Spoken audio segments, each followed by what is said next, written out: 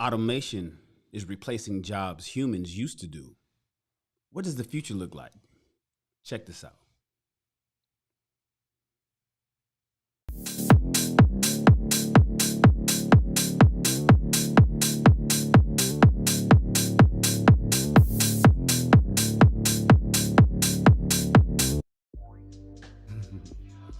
Just a quick video. Just a quick video. I want you to take a look at this.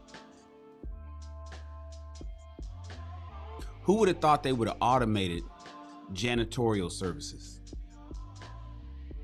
Ladies and gentlemen, we need to have a discussion. Do we really need bathroom cleaning robots? They're scrubbing the toilets. They're scrubbing the floor. They're doing the jobs that humans don't want to do. Everybody's too good to do stuff these days. Oh, I'm not scrubbing no bathroom. I'm not taking out no trash. I'm not taking out the trash.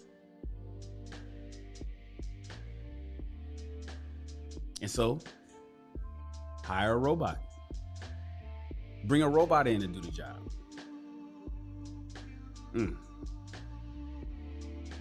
Are huge layoffs coming? Yes, they are. Huge layoffs are coming. And this is why it's important to get into STEM. Because you know who designed these robots? You know who put these robots together? You know who innovated these robots?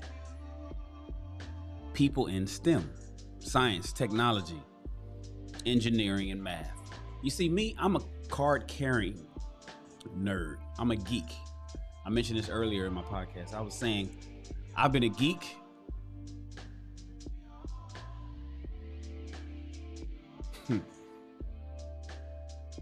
since I was age 11.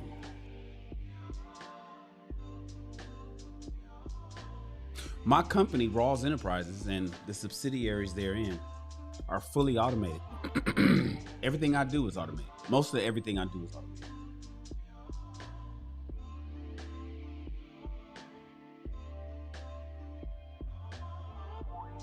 And it makes me think about the digital divide between older people and young people. Now, for me, my mother bought me an Atom computer. It's from ColecoVision in 1983, and I started coding way back then. And I remember in high school, I was the teacher's assistant. I became the teacher's assistant to getting computers going in Apple. You know, I learned it all really, really fast. And by the time I was in high school, I ended up becoming a teacher's assistant because they had nothing to show me. I knew everything. In fact, I was showing the teachers things that they didn't know.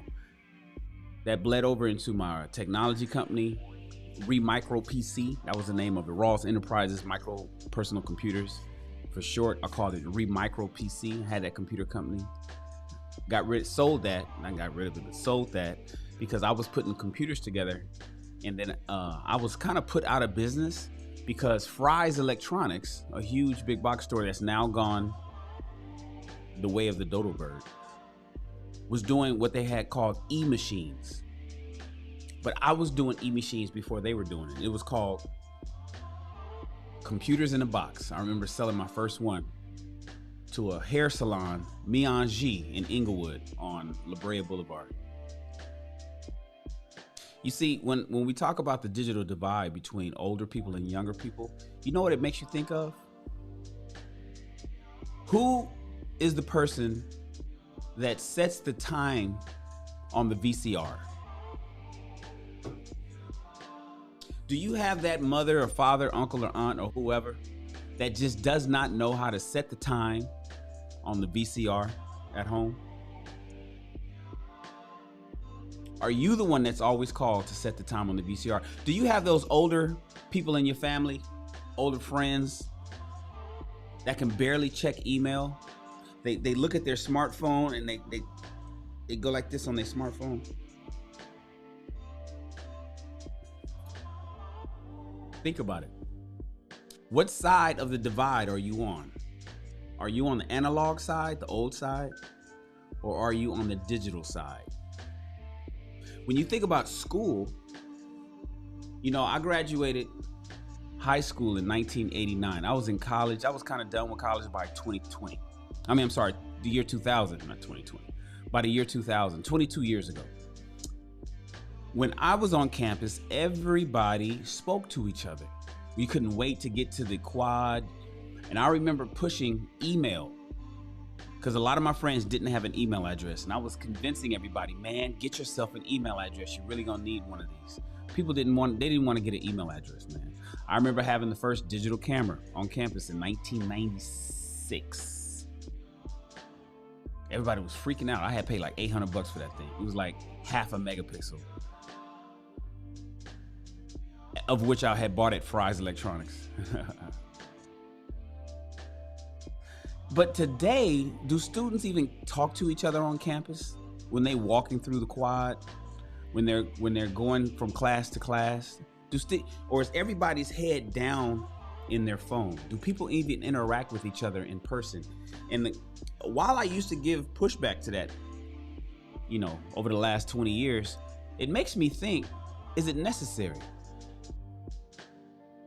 Is it super necessary? Look at this robot. Is talking to each other super necessary? You know, you don't even apply in person for a job. You always apply online now. If you want a job and you want to work somewhere, fill out the application online. It goes up to corporate. Corporate hires you and assigns you to the place that you're going to. You might or might not get interviewed by the manager of that location. Everything is going electronic. Everything is digital. It's important that you stay on the right side of the digital divide. An article by the Wall Street Journal says that automation is expected to impact work in a series of 3 waves. The first wave is going to happen in early 2030. You know, it's 2022 right now. In 8 years, the first wave is going to hit, and that's going to be algorithmic. You know, we talk about the algorithm, right? The first wave is going to be algorithmic within 8 years from today. The second wave is going to be late 2030, and that's going to be augmentation. And then the third wave, the final wave, is going to be from 2030 and beyond, and that's going to be autonomy. That's going to be when everything is just doing shit on its own. Kind of like what you see right here in this photo, where they do not even need a janitor to clean the toilet, the sink, to disinfect. And to be honest with you, ask yourself, is this bathroom being cleaned even better than if a human was in there? Maybe not getting in the cracks and crevices and there's no scrubbing other than the floor. But is it necessary to kill the germs, to kill the bacteria? Is the bacteria and the germs being annihilated with that thing spraying in that bathroom? Think about it. Think about fast food. I went to Shake Shack the other day for lunch. And this is, you can see this anywhere. McDonald's, Taco Bell, it doesn't matter where you go. Shake Shack had to rechange their entire ordering desk to accommodate people coming in and coming out. Postmates drivers, Uber Eats drivers, delivery people that's just picking up bag after bag. It was more bags waiting to get picked up than it was people standing in line to order. A lot of times when you go to some of these fast food restaurants, they'll ask you, did you order on the app? Before they even take your order. That is that's automation, ladies and gentlemen. It's easier for the consumer. It's easier for the business. A lot of mistakes are being eliminated, right? Hey, you didn't ask for ketchup, so we didn't give you ketchup. You didn't ask for light salt on your fries, so we gave you what we normally do in our recipe. It's automation is happening, but that means a lot of jobs are gonna go bye-bye. Because if I can just order everything I want from a fast food restaurant on my phone, what do I need a cashier for? The food is already paid for. The food is paid for, my order is in, it's in your system. All I need to do is come pick it up. Why do I need a cashier? That's another job gone. This is gonna be happening across so many different business sectors, and I just want you guys to understand it. Think about the virtual assistant, the robotic assistant. I remember I saw a couple years back, some brothers was creating a winemaker in their house for you to, it creates cocktails. You basically pour in the liquor, you pour in the sweets, and then on the screen, you pick which margarita you want, or you pick if you want a Long Island iced tea that night, and you just select it, and this thing makes the drink for you. It's a digital bartender that you can buy and put in your kitchen. And boom, it's a done deal. No need for a bartender, no need for you to make anything. Those are robotic assistants. Think about the virtual assistant. In the entrepreneurial world, which is something I talk about. I talk about the use of a virtual assistant, one of which is in everybody's hand. Your iPhone is a virtual assistant. It will remind you when you have appointments. It'll wake you up when you need to get up, right? It takes notes for you. You don't have to write it. You can just tell it, hey Siri, and she's listening, taking notes for you right away.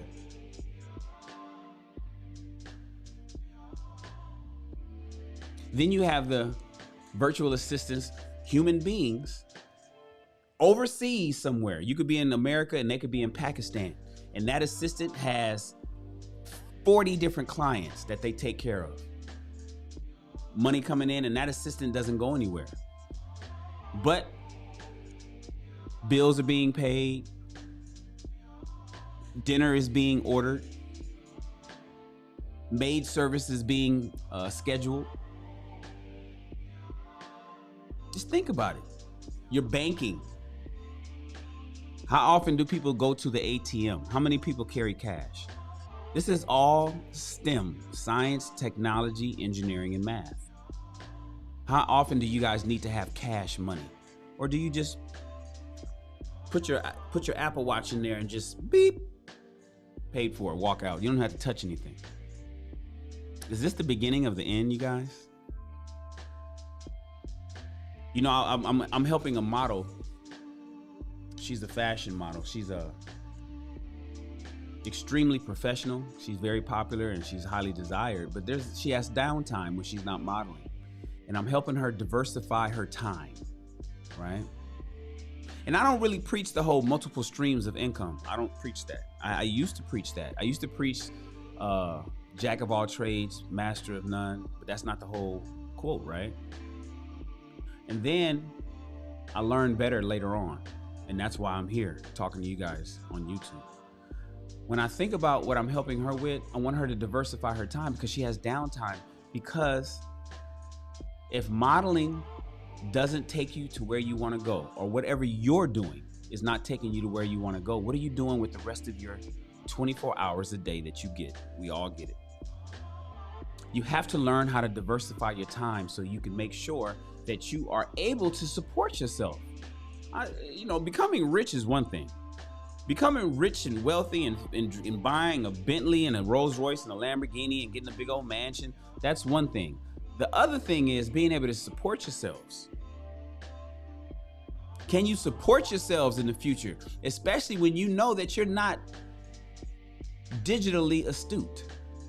You don't know how certain things work. Your phone has features on it that you don't even tap into because you just don't want to be bothered with that.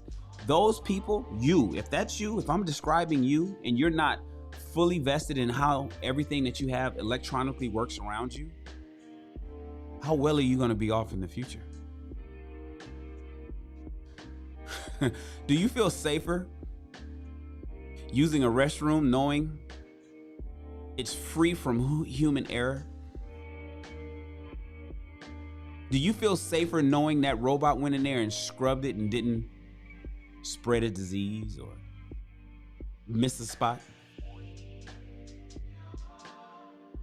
Did you design the software to run that robot?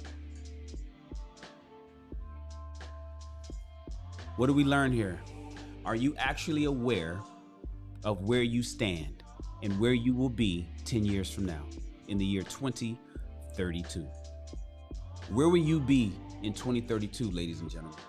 If you're not thinking about that today, you're already behind the curve. In fact, you should have been thinking about it a long time ago. If you're not already actively doing something to mitigate as many financial and economic pitfalls you might run into, you're way behind the curve. You should already be making things happen today to protect yourself 10 years from now. And what are you teaching your children?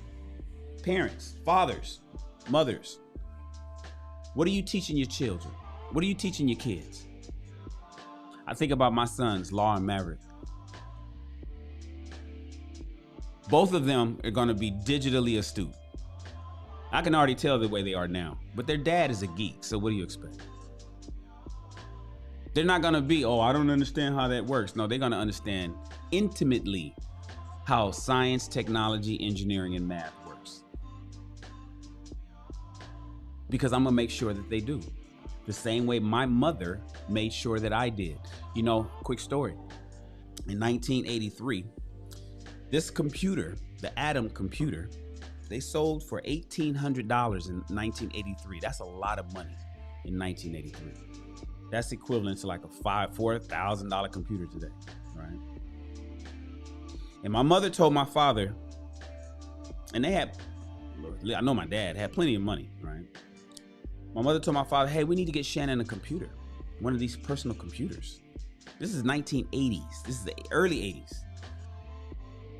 My father responded. Now, it's funny because my father ended up becoming a computer science teacher for LA Unified School District. But here's his response 20 years before that, right? Because he retired from the LAUSD after 42 years of service as an instructor, teacher, blah, blah, blah, administrator. He was all over. He did everything. My mother said, hey, we need to get Shannon a computer. Shannon was a little 10-year-old, 11-year-old boy. And my father said, I ain't getting one of those. That's a fad. Computers ain't gonna last. That's what my father told my mom in the early 80s. And my mother said, My mother had some insight, man, that intuition that women have. My mother said, no, I'll buy it. And so she took her own money and she went and bought me that computer. I sat on that computer and I programmed my ass off. She said I would fall asleep every night with my head on the keyboard. And look how things turned out. I don't know how many computers I own now. Maybe 12, 13, something like that. I don't know. I don't count anymore. They're all over the place. I got stations everywhere. I'm completely automated here at Rawls Enterprises based on the foresight that my mom had to make sure that her son was well equipped for the future. Far too many of my friends, my homies that I grew up with, they weren't. And their parents didn't do.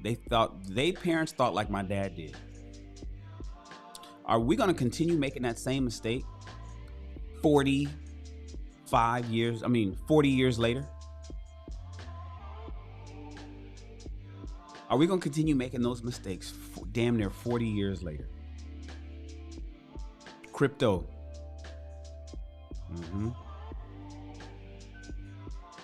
You got to think about the futures, ladies and gentlemen, and you got to think about it for your children and your grandchildren. And lastly, ladies. Look at this robot. You won't be able to get a janitorial job. One, you'll be fighting so many other people for that job where it's available. Outside of that, the job won't be available because I'll just charge my robot every night and fill up the reservoir with disinfectant and let my robot clean. They're never late. They're never sick. They don't talk back. They work 24 hours a day, 7 days a week, 365 days a year. It doesn't require me to pay any pension. It doesn't require me to pay any employee taxes. It doesn't require me to worry about disability. All I got to do is make sure the battery is charged and keep some oil on the mechanical parts, and it will scrub that shitty toilet at my office for me every night. One job eliminated. Ladies and gentlemen, this example is what you should be worried about if you're a human being and you have a future ahead of you. What are you doing to prepare for it? I just wanted to put this on your minds, you guys. I don't want to deep dive into this. I just wanted to put this on your minds. Hey, my name is Mr. Shannon. I hope you learned something. I'm just trying to save you some heartache, headache, money, and time. And you, my friends, are dismissed.